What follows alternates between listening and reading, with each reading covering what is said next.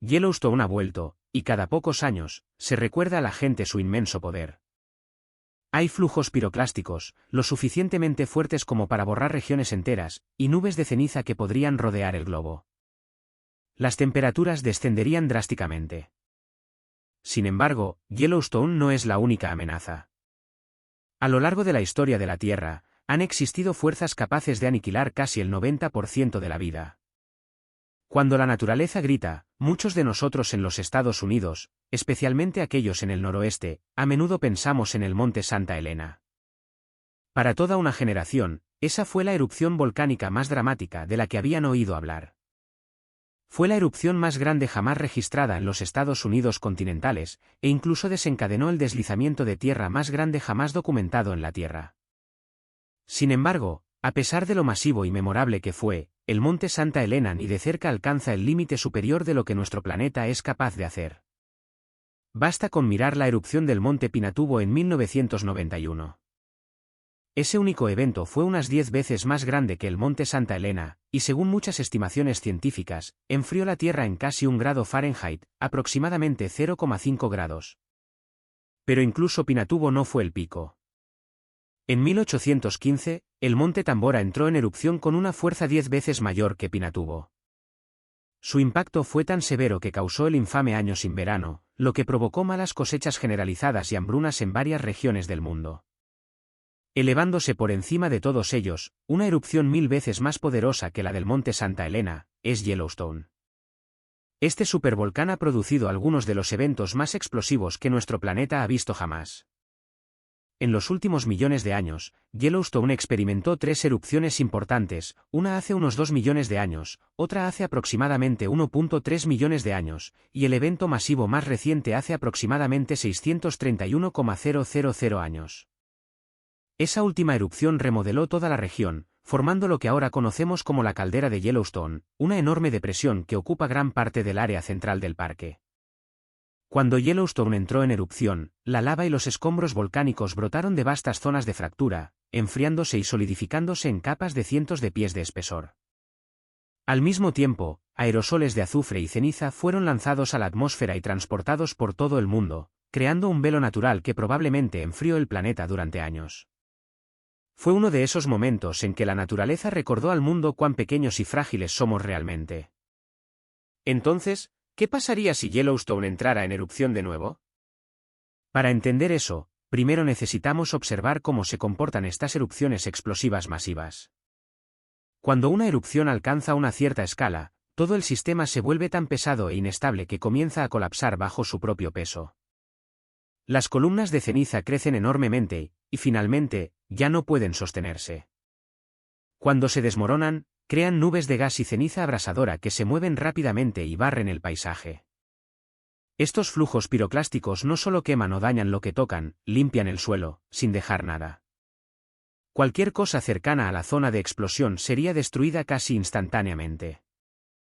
La onda expansiva inicial, combinada con esos flujos piroclásticos, aniquilaría a todo ser vivo cercano.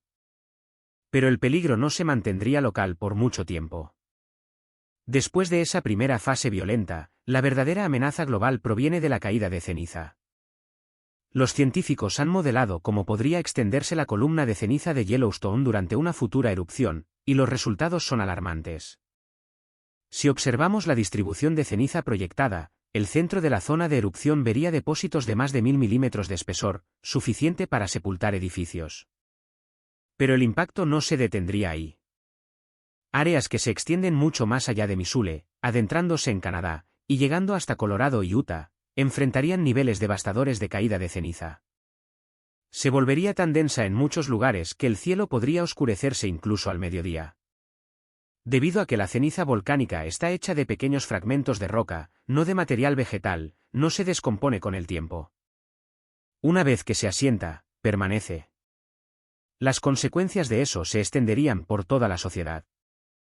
Los sistemas de comunicación podrían fallar. La ceniza ahogaría las tierras de cultivo en las principales regiones agrícolas, destruyendo las cosechas y provocando una escasez generalizada de alimentos, incluso hambruna. Lo que lo empeora es que eventos como este a menudo no ocurren una sola vez. Los supervolcanes pueden entrar en erupción en secuencias, añadiendo nuevas capas de desastre cada vez. Para entender por qué Yellowstone puede producir algo tan poderoso, tenemos que mirar más profundamente. Estas erupciones están conectadas a penachos del manto, las masas ascendentes de material caliente que provienen de las profundidades de la Tierra, posiblemente del límite entre el núcleo y el manto.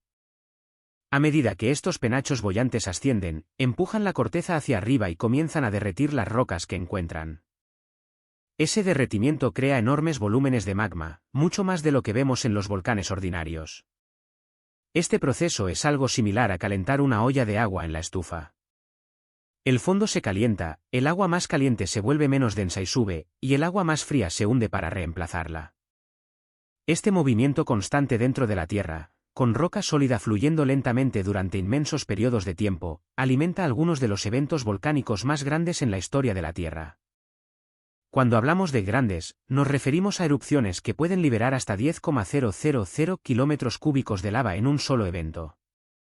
Estas no son explosiones cortas y dramáticas, sino episodios de larga duración que pueden repetirse varias veces durante lo que los científicos llaman un evento de provincia ígnea grande. La lava de estas erupciones inunda vastas regiones, moviéndose tan rápidamente y liberando tanto calor que no tiene tiempo de enfriarse. Rellena valles, sepulta colinas y, finalmente, crea inmensas capas de basalto que pueden tener varios kilómetros de espesor. El evento más reciente de esta escala ocurrió en el noroeste de los Estados Unidos hace unos 17 millones de años. Se le conoce como los basaltos de inundación del río Columbia, un recordatorio de que este tipo de actividad volcánica extrema no es solo teórica. Ha sucedido antes, y en nuestro propio continente. Para comprender realmente Yellowstone, debemos dar un paso atrás y observar cómo funciona la Tierra sólida, porque nada de este supervolcán existe de forma aislada. Una buena manera de imaginarlo es pensar en una olla de agua calentándose en la estufa. El fondo se calienta primero. El agua más caliente se vuelve más ligera y sube, y el agua más fría se hunde para reemplazarla. Aunque las rocas bajo nuestros pies se sienten sólidas, un tipo similar de circulación lenta y constante está ocurriendo todo el tiempo en las profundidades de la Tierra. El calor sube, el material más frío se hunde, y este ciclo moldea silenciosamente la superficie en la que vivimos. Cuando este proceso se vuelve lo suficientemente intenso, puede producir eventos tan grandes que son casi imposibles de imaginar. Uno de los mejores ejemplos es la masiva efusión de lava que una vez cubrió grandes secciones del este de Washington, el este de Oregón y el oeste de Idaho. La lava de esas antiguas erupciones no solo llenó valles o cubrió colinas, se derramó por estados enteros y siguió moviéndose hasta llegar al Océano Pacífico. Si hoy te paras en la garganta del río Columbia y miras esos imponentes acantilados, literalmente estás viendo muros gigantes hechos completamente de esos antiguos flujos de lava. La escala es aún más asombrosa cuando se profundiza. En ciertas áreas, los basaltos de inundación del río Columbia alcanzan profundidades de más de 4 kilómetros. Eso no es solo una capa gruesa de roca, eso es un monumento al tipo de poder volcánico que la Tierra es capaz de liberar cuando estos procesos profundos se alinean de la manera equivocada. Lo sorprendente es que el propio Yellowstone es en realidad parte de las secuelas de ese mismo evento colosal. Es lo que los geólogos llaman un punto caliente, un lugar donde un penacho profundo de material caliente perfora la corteza. En este caso, la abertura que alimentó esa erupción masiva hace millones de años nunca se cerró por completo. El calor siguió subiendo, el magma siguió acumulándose, y Yellowstone se convirtió en la expresión más joven de esa larga y violenta historia. Este punto caliente es más o menos estacionario, pero las placas tectónicas que están sobre él siempre están en movimiento. Esto se puede ver claramente en Hawái, donde una línea de volcanes se extiende por el océano. El más joven se encuentra en la Isla Grande, todavía activo hoy, mientras que los más antiguos se extienden en la distancia. A medida que la placa se desliza sobre el punto caliente, cada volcán se forma, entra en erupción y luego se aleja lentamente, dejando espacio para el siguiente en la línea. Yellowstone funciona de la misma manera. El centro volcánico activo que conocemos hoy se encuentra dentro del Parque Nacional. Pero si viajas hacia el suroeste, puedes rastrear una cadena completa de volcanes más antiguos. Cada uno marca donde solía estar el punto caliente antes de que la placa norteamericana lo llevara más lejos. Cuanto más lejos vayas, más viejos se vuelven los volcanes, casi como huellas que muestran el camino que ha recorrido el continente. Mirando hacia atrás en la historia de la Tierra, algo sorprendente aparece una y otra vez. Los científicos creen que ha habido alrededor de 14 o 15 extinciones masivas en los últimos 600 millones de años. Casi todas ellas se alinean con el momento de estos enormes eventos volcánicos conocidos como grandes provincias ígneas. Al principio, podría parecer extraño que una erupción regional pudiera aniquilar la vida en todo el planeta. Pero una vez que entendemos el papel del clima, la imagen se vuelve más clara. Cada uno de estos eventos comienza con una enorme fusión de lava, mucho mayor que cualquier cosa que los humanos hayan presenciado. Junto con la lava viene una liberación masiva de gases como el dióxido de carbono y el azufre, en cantidades lo suficientemente grandes como para empujar a todo el planeta a una fase de calentamiento dramático. Después de casi todos estos grandes eventos de provincia ígnea, la Tierra entra en un clima de invernadero, donde las temperaturas globales se elevan a niveles anormalmente altos durante largos periodos de tiempo, a veces durando millones de años. Lo que hace que estos eventos sean especialmente peligrosos es la rapidez con la que comienzan. Esa primera explosión de gases de efecto invernadero puede hacer que las temperaturas globales se disparen en un instante geológico, y la vida simplemente no tiene tiempo suficiente para adaptarse. Este pico repentino, el pulso inicial, es lo que lleva a tantas especies a la extinción. Pero una vez que pasa ese shock, el calentamiento tiende a continuar a un ritmo más lento. En escalas de tiempo mucho más largas, la vida puede adaptarse nuevamente, y eventualmente aparecen nuevas especies. El cambio rápido mata, el cambio lento permite la recuperación. Aquí es donde las cosas empiezan a sonar incómodamente familiares. Nuestro planeta es increíblemente resistente, pero no puede adaptarse de la noche a la mañana. Muchos científicos creen que ahora nos dirigimos hacia lo que podría convertirse en la sexta extinción masiva. Esta vez, el detonante no es un asteroide o un supervolcán erupcionando bajo nuestros pies, somos nosotros. Para entender cuán grave es esto, los paleoclimatólogos han examinado de cerca un dramático pico de temperatura que ocurrió hace 56 millones de años, conocido como el máximo térmico del Paleoceno-Oceno. Probablemente fue desencadenado por otro evento volcánico masivo que liberó enormes cantidades de gases de efecto invernadero. Las temperaturas globales se dispararon entre 4 y 6 grados. El clima cambió drásticamente, y los ecosistemas cambiaron en todo el mundo. ¿Y si Yellowstone no es solo una advertencia geológica, sino una advertencia de nuestro Padre? ¿Y si estos temblores, estas erupciones, estas señales inexplicables de la Tierra son parte de algo mucho más grande, algo divino? La Biblia nos dice que en los últimos días habrá señales no solo en los cielos, sino también debajo de la tierra. En Lucas 9 y 11, Jesús mismo dijo, habrá grandes terremotos, y en diferentes lugares hambres y pestilencias, y habrá terror y grandes señales del cielo. A menudo esperamos que la voz de Dios venga a través de milagros, visiones o las palabras de los profetas. Pero a veces su voz viene a través de la tierra misma, a través del temblor de las montañas, el gemido de la creación y el caos que interrumpe nuestra sensación de control. En Romanos 8 y 22, leemos, porque sabemos que toda la creación gime a una, y a una está con dolores de parto hasta ahora. Yellowstone podría ser solo uno de esos gemidos, un profundo lamento de la propia creación, haciéndose eco de lo que nuestros corazones ya sienten, que algo viene, algo más grande que la ciencia, más grande que un desastre. No es sorprendente que esta advertencia surja desde dentro de América, una tierra una vez declarada bajo Dios, ahora temblando bajo el peso de su propia división, orgullo y olvido. ¿Podría ser que Dios esté usando la tierra bajo nosotros para llamar nuestra atención antes de que sea demasiado tarde? Hemos visto el patrón a lo largo de la historia. Cuando una nación se aparta, la tierra a menudo clama. Plagas, tormentas, sequías, incluso el sol que se niega a brillar, no son solo eventos ambientales, son señales espirituales. Lo que estamos viendo en Yellowstone no es aleatorio. No es solo ciencia. Es profético.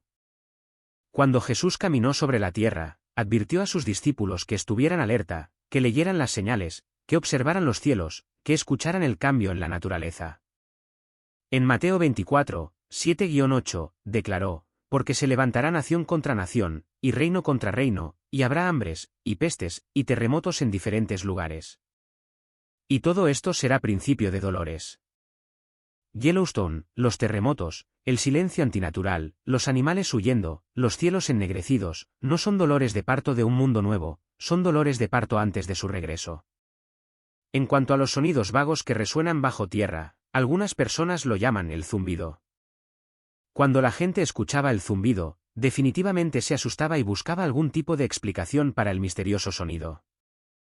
Cuando no se podía encontrar la fuente de este extraño sonido, la gente pensó en otra posibilidad, que no era un sonido hecho por humanos o máquinas, sino un sonido del Espíritu Santo. Los oyentes los describen como gemidos metálicos, armonías angelicales y trompetas que suenan desde el cielo. Algunos dicen que es un sonido del cielo, como el estruendo de muchas aguas, o que es el sonido de Dios.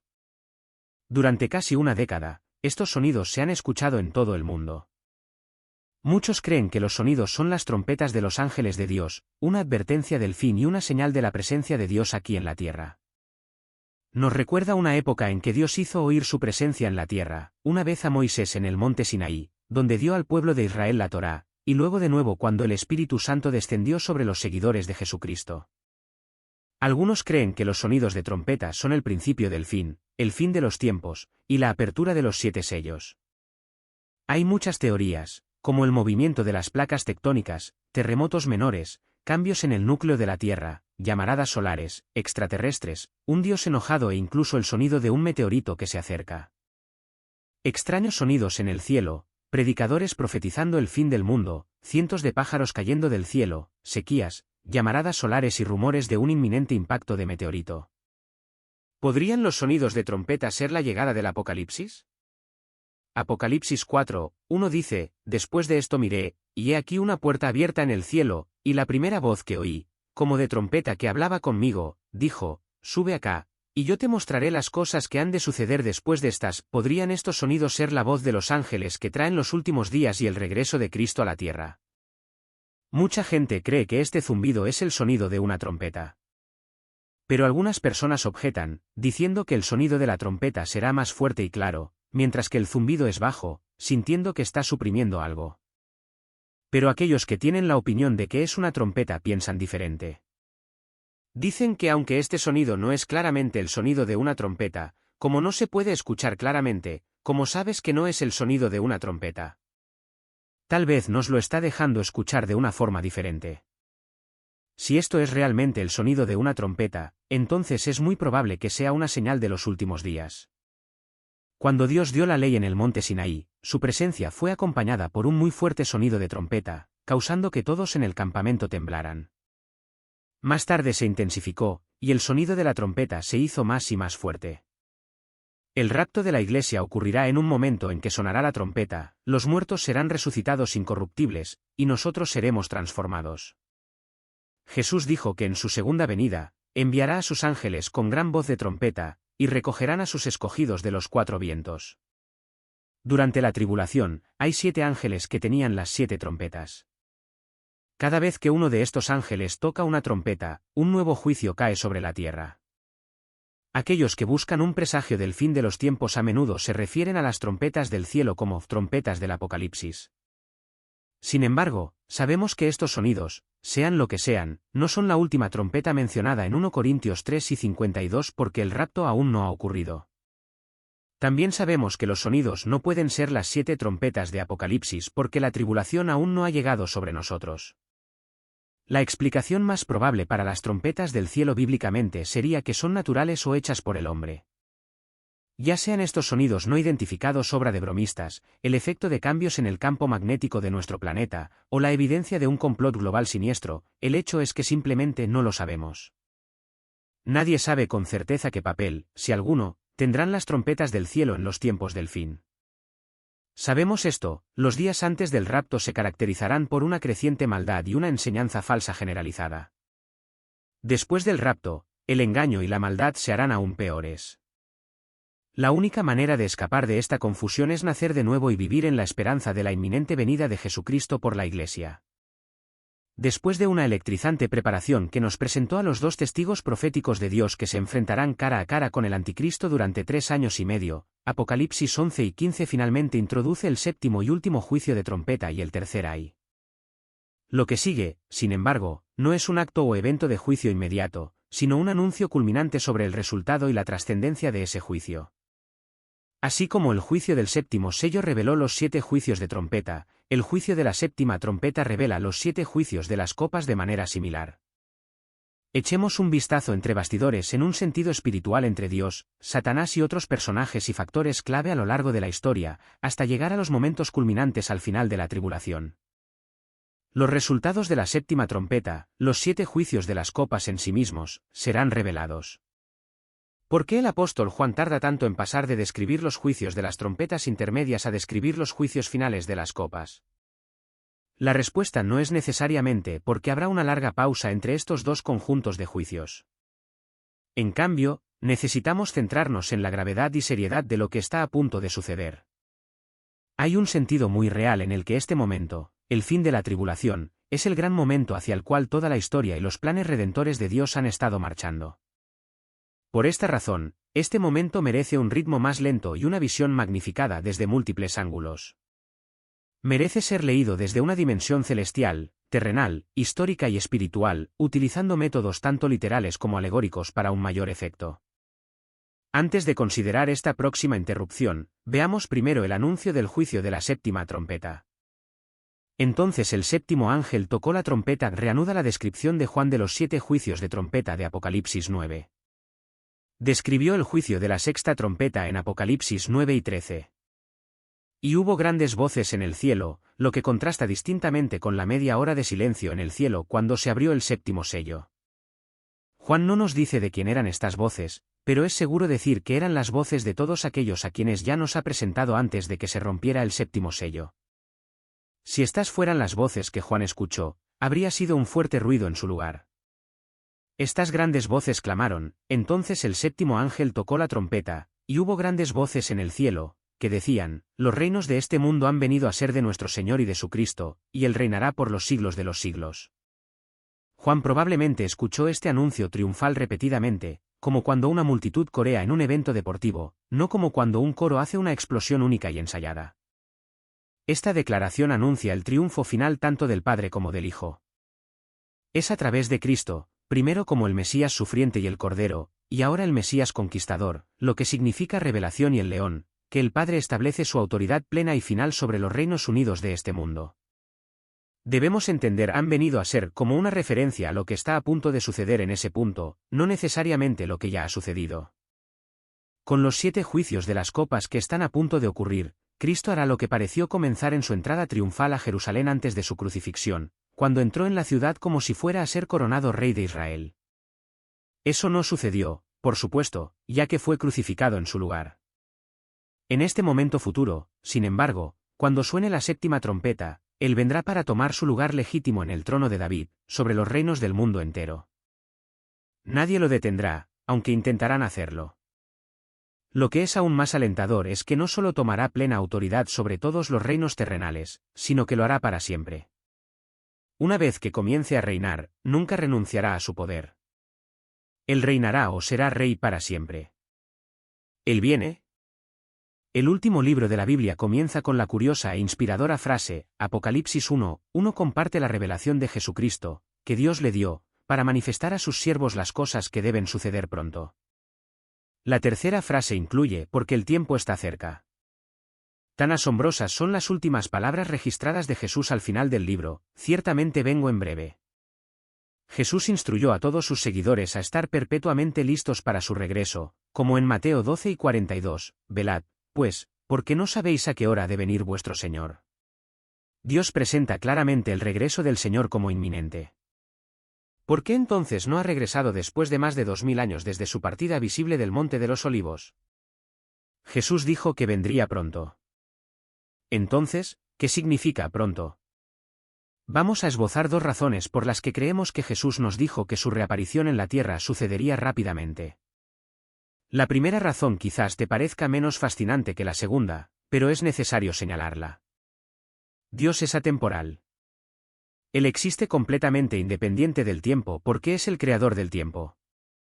Para Dios, como dice la Biblia, un día es como 1000 años, y 1000 años como un día. Las matemáticas entran en escena. Necesitamos comprender que el infinito no es un número, sino el concepto de que no hay un último número. Podemos contar y contar y contar, pero siempre existe la posibilidad de añadir otro número. Quizás no tengamos un nombre para el número porque está muy lejos, pero el número sigue existiendo. Este concepto de infinito o ilimitación nos ayuda a entender a Dios. Ya sea que miremos hacia atrás en el tiempo o hacia adelante en el tiempo, Él existe. Nunca hubo un punto en el que no existiera. Incluso antes de la creación, Salmos 90, 2 declara, antes que los montes fueran engendrados, y antes que formases la tierra y el mundo, desde la eternidad y hasta la eternidad, tú eres Dios. Si intentaras decirle al número 3 que imagine lo que se siente estar tan lejos en la línea numérica como 5 millones, apenas podría concebirlo.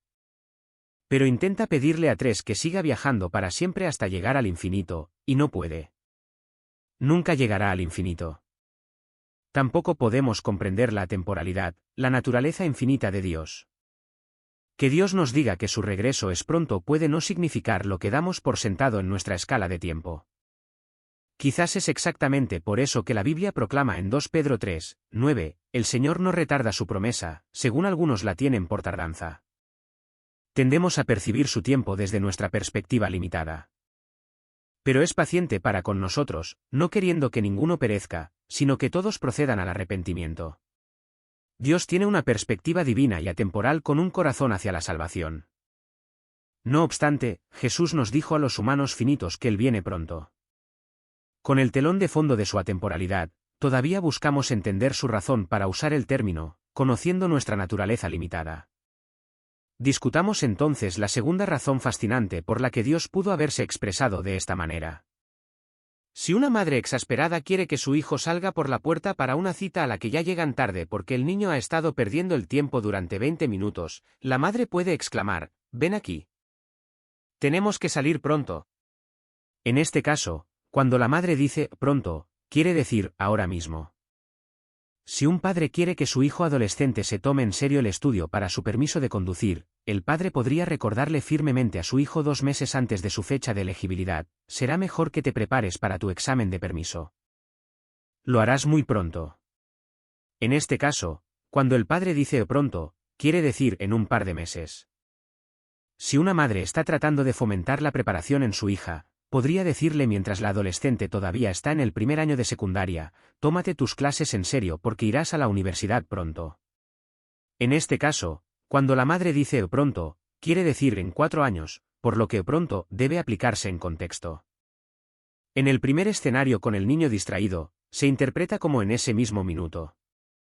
Mientras que en el segundo caso, implica un tiempo más distante en el futuro.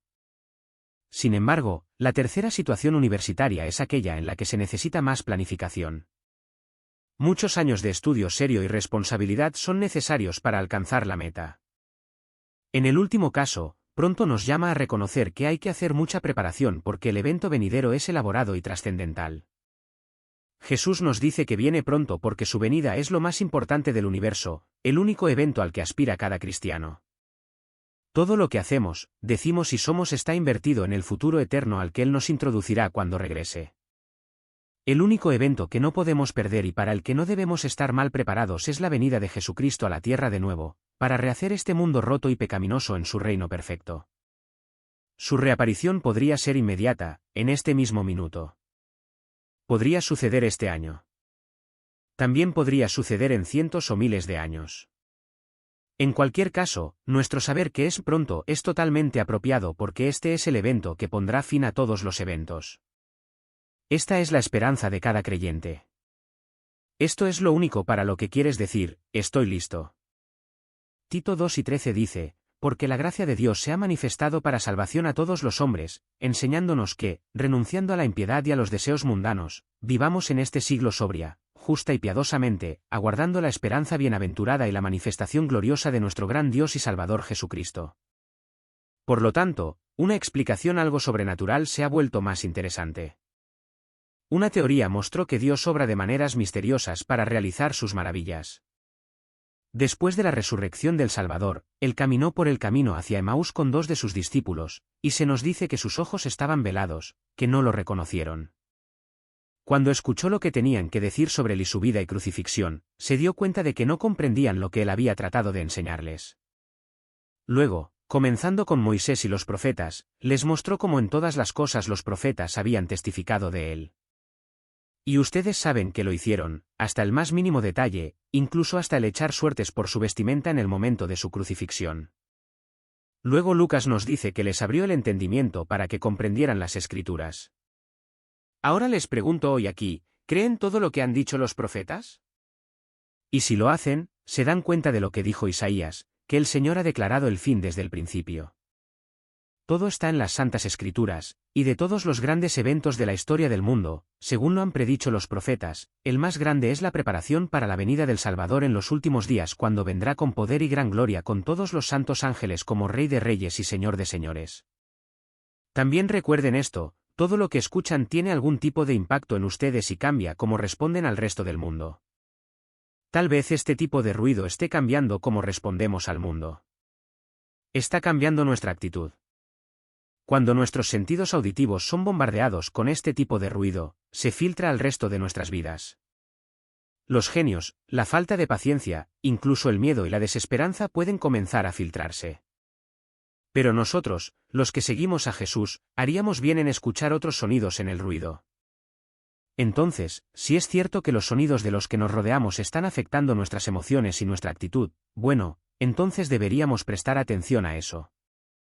Deberíamos cambiar los tipos de sonidos que permitimos. Tal vez deberíamos prestar menos atención al ruido y más atención a la banda sonora que nuestro Dios está orquestando a nuestro alrededor, porque el sonido es un regalo de Dios. De hecho, en Salmos 96, 11-12, el salmista escribe: «Alégrense los cielos, y gócese la tierra, ruja el mar y su plenitud. Regocíjese el campo, y todo lo que en él hay, entonces todos los árboles del bosque rebosarán de alegría». La tierra está cantando en adoración a nuestro alrededor, y nos lo estamos perdiendo, y eso está cambiando nuestra actitud. A veces la gente, incluso los cristianos, pregunta: ¿reconoceré a Jesús cuando regrese? O no han entendido Apocalipsis o no lo han leído. Una cosa que aprendemos de Apocalipsis 1:7 es que Jesús no regresará a la tierra y se mezclará con la gente por unos años antes de destruir a Satanás y llevar a su pueblo a casa. No nacerá de nuevo como un niño, sino que dejará el lugar que ha ocupado desde su ascensión al cielo, que está a la diestra de Dios. Jesús está a la diestra de Dios. De hecho, Él intercede por nosotros. Será visible y reconocible para todo ojo. No habrá confusión sobre quién es Jesús, su poder o por qué vino. Los cristianos que vivan durante la tribulación anhelarán ver esta vista. Antes de que regrese, el sol se oscurecerá y la luna no dará su luz. Es entonces cuando Cristo irrumpirá a través de un cielo sin sol en una nube, recordándonos que Cristo es luz. El cúmulo de destrucción no podrá y no oscurecerá su luz. El regreso de Cristo será asombroso, magnífico, inconfundible y dramático, todo con los cielos como telón de fondo.